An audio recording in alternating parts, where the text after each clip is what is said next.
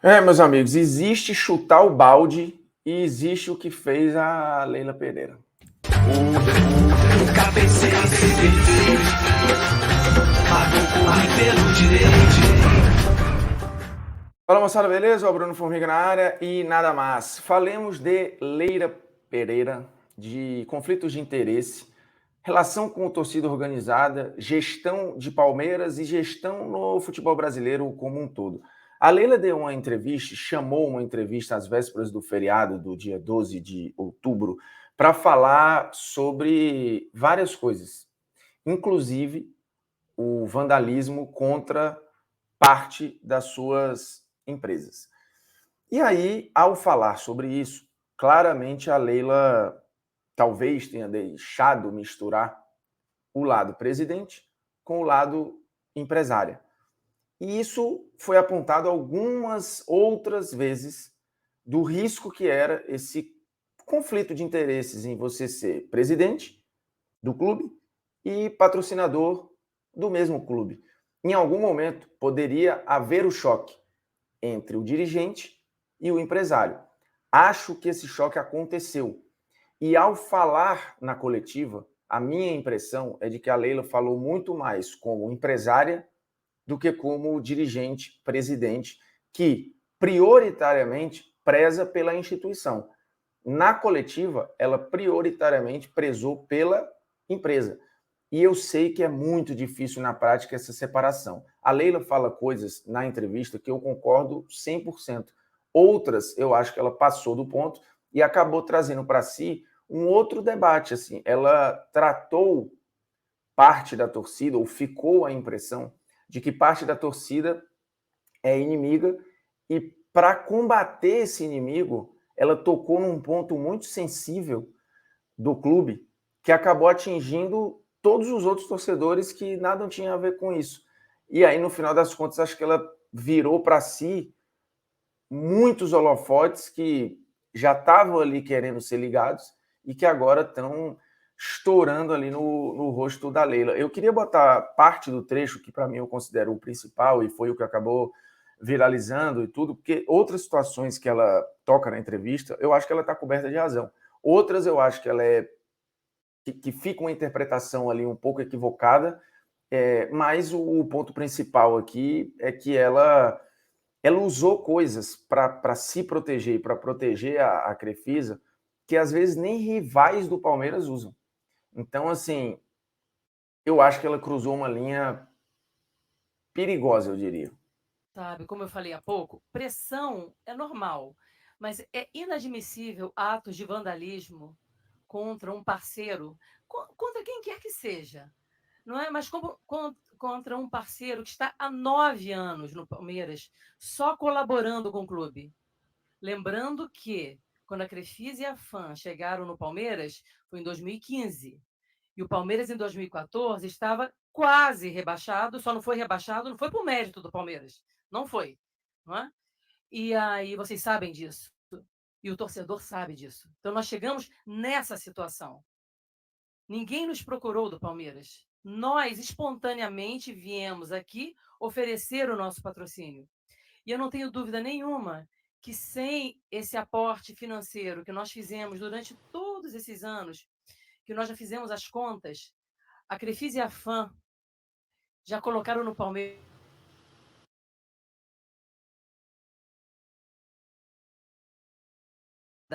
Não é tocando bumbo na porta da academia de futebol que eu vou renovar com a grande maioria dos meus atletas. Não é tocando tambor no estádio e ameaçando atletas que eu vou contratar jogadores. É com investimento, com trabalho claro, profissional e transparente, sabe? Então, eu, como disse, esses atos de vandalismo contra 40 lojas de uma patrocinadora que só colaborou com o Palmeiras em momentos dificílimos, inclusive na pandemia, enquanto a maioria dos patrocinadores cortaram, não é, os investimentos, porque não tinha, porque o patrocinador paga para aparecer. A pandemia não tinha jogo, não aparecia, entende? A maioria dos patrocinadores cortaram, suspenderam os patrocínios. A Crefisa, em nenhum momento, a Crefisa e a FAM, em nenhum momento suspendeu os pagamentos para o Palmeiras. Por isso que o Palmeiras conseguiu manter os empregos dos nossos colaboradores, entende? Intactos. Ninguém foi demitido na época da pandemia, porque a Crefisa continuou honrando religiosamente, sabe? Então isso é bom o torcedor não organizado, que organizado eles não pensam no Palmeiras. O torcedor organizado não torce pelo Palmeiras. O torcedor organizado torce pela entidade deles, entende? Porque se torcesse pelo Palmeiras, não atacariam um patrocinador que só está aqui para colaborar.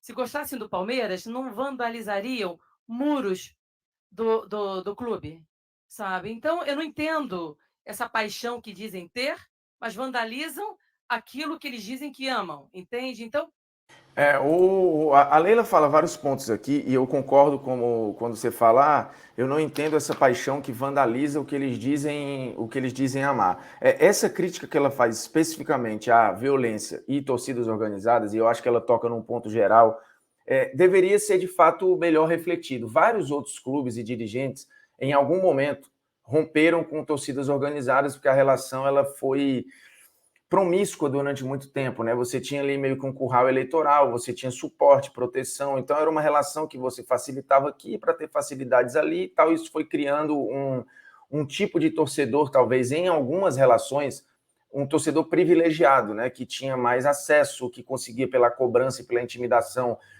se reunir com jogadores, com dirigentes, enfim. Mas também são torcedores que estão sempre ali presentes, que fazem festa, tem um lado positivo, tem vários lados negativos. A Leila toca num ponto que eu acho que vale uma reflexão. E claramente o alvo dela é a principal torcida organizada do Palmeiras. Ela abriu uma briga pública com a principal organizada do Palmeiras. Outros clubes já fizeram isso lá atrás. Eu lembro que o Ceará já rompeu com a organizada há muitos anos atrás. Depois isso voltou. O Cruzeiro fez isso. Outros clubes tentaram fazer também e tal. Mas esse é um ponto que eu acho que vale um vídeo só específico, um debate só específico sobre isso. Mas vamos a pontos. A Leila, ela, além desse trecho, ela em um outro momento fala, se a Crefisa sair do Palmeiras, ou se eu sair do Palmeiras e o Palmeiras não seguir um rumo, ele vai voltar àquilo que era antes, em 2014. Ficou entendido de que, ou deu a impressão, tá? De que a Leila quis dizer que o Palmeiras depende da Crefisa. E como isso incomoda o torcedor do Palmeiras, isso não é verdade, e eu não acho que tenha sido isso que a Leila disse, tá? Eu já fiz vídeo aqui, o Palmeiras não depende mais da Crefisa. Hoje, se a Crefisa sai, ele vai sentir um impacto ali, talvez mínimo, mas a camisa do Palmeiras hoje vale muito. Então, assim, viriam outros patrocinadores, talvez não pagando tanto, mas hoje o Palmeiras tem um plano de sócio, a marca Palmeiras vale muito nos contratos de TV, o Palmeiras tem várias outras receitas que permitem o clube hoje ter uma arrecadação enorme. O próprio estádio é uma arrecadação gigantesca. O que a minha visão foi, de que a Leila disse, é sobre gestão de recursos. Se você não tiver cuidado com esses recursos, não importa de onde eles venham, o Palmeiras e qualquer outro clube corre o risco de voltar a momentos de dívida e de problemas com grana. O Flamengo, por exemplo, que não tem um patrocinador dessa relação, se voltar a ser maltratado financeiramente e a gestão for irresponsável com o dinheiro, o Flamengo pode ter problemas. O Corinthians, em determinado momento, parecia que nunca mais voltaria a ter problema com dinheiro. E teve. Teve um período muito bom de gestão ali entre 2009, 10, 11, 12, até 2015, 16, e depois a conta veio, porque o clube não soube gerir. O São Paulo parecia, nos anos 2000, na metade ali, que não teria problema de grana, e teve. Então, eu acho que o que a Leila chama a atenção ali é de o risco de má gestão, não que dependa da Crefisa. Como existe essa discussão, os rivais falam disso e tripudiam às vezes o Palmeiras, falando que o Palmeiras depende da Crefisa, o Palmeiras é isso, o Palmeiras é aquilo, falavam isso na época da Parmalat e a gestão é totalmente diferente. O Palmeiras era quase uma cogestão, né? A Crefisa não tinha não tinha esse poder. Talvez agora com a Leila sendo presidente as coisas se misturem muito e fiquem confusas. Mas o Paulo Nobre, quando ajudou o Palmeiras a entrar nessa fase mais organizada, ele de fato o que ele fez foi gerir bem recursos que ele emprestou que ele depois já pegou de volta, isso já foi pago, não existe dívida do Palmeiras com o Paulo Nobre, mas o Paulo Nobre, assim como o Eduardo Bandeira de Mello no Flamengo, eu acho que o grande legado é a gestão responsável da grana.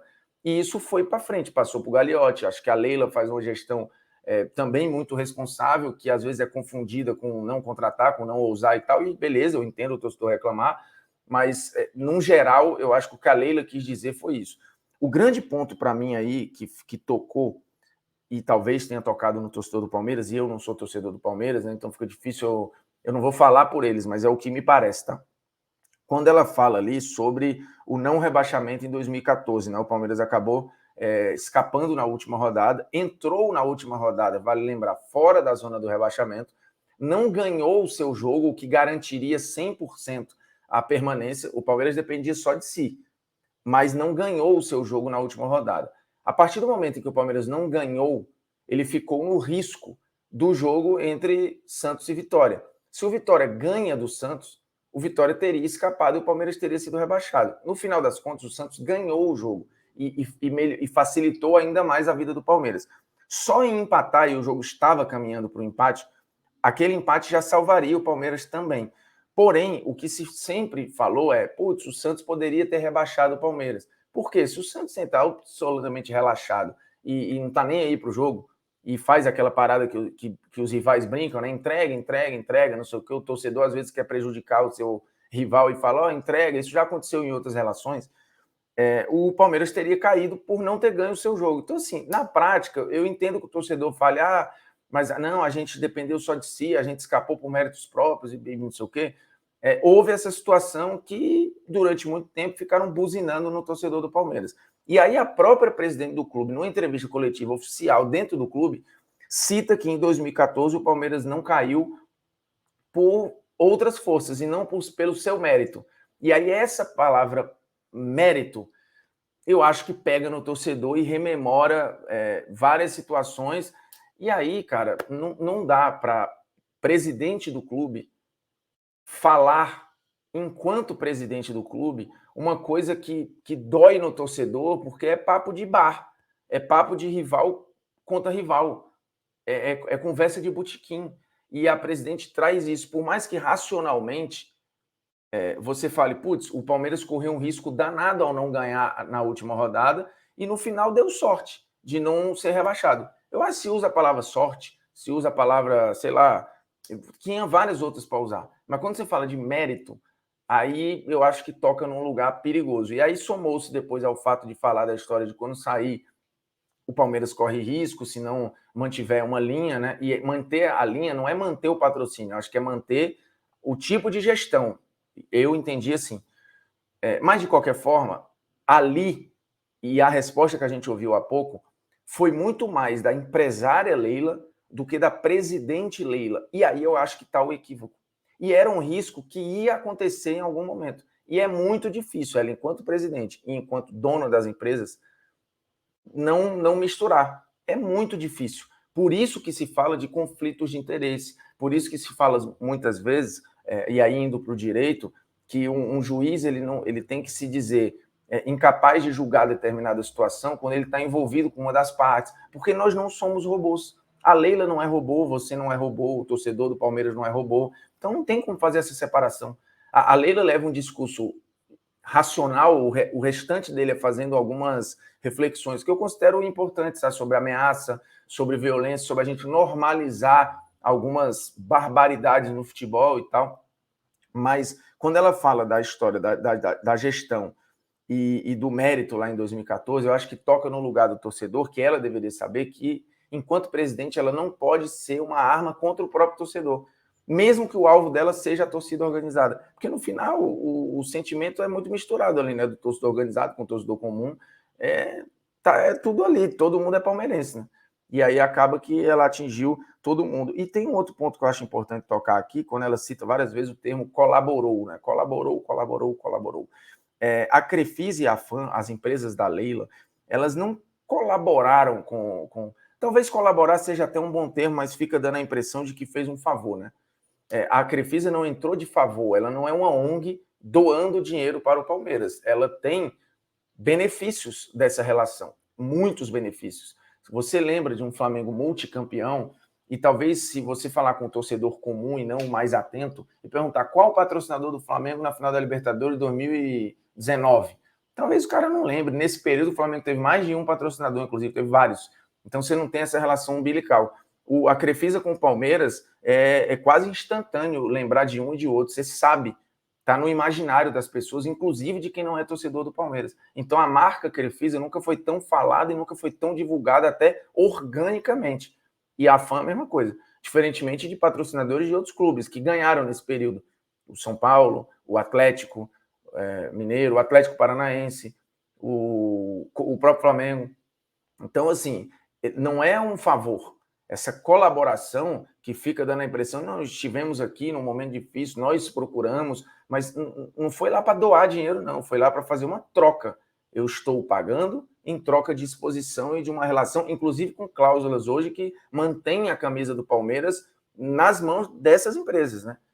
Então, é nesse ponto que eu discordo. Mas, de novo, conflito de interesse é algo muito sério e muito difícil de você separar. Né? É muito difícil. E, claramente, essa entrevista da Leila foi um conflito de interesse que acho ainda vai cobrar um preço muito alto para a presidente do clube.